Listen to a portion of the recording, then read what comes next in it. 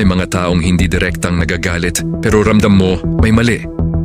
Hindi sila sumisigaw, hindi sila nakikipag-away, pero sa kilos at salita, may tinatagong galit.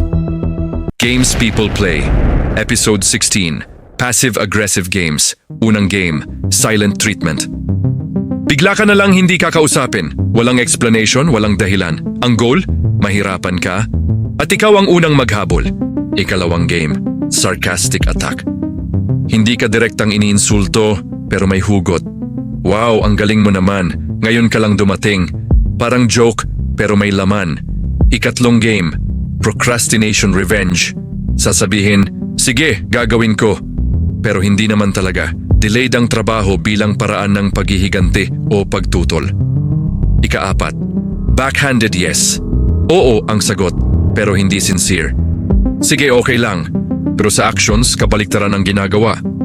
At ang pinaka-common, pa-martyr game. Ako na lang lagi. Ako na gagawa kahit pagod na ako. Pero ang totoo, may hinanakit at gustong iparamdam ang guilt sa iba. Reality check, ang passive-aggressive behavior ay hindi simpleng ugali lang. Ito ay hindi marunong mag-express ng totoong nararamdaman.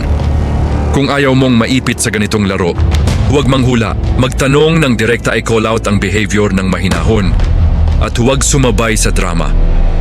Sa dulo ang malinaw na komunikasyon, mas malakas kaysa sa tahimik na galit dahil ang tunay na maturity hindi sa pagpaparamdam, kundi sa pagiging diretso at totoo.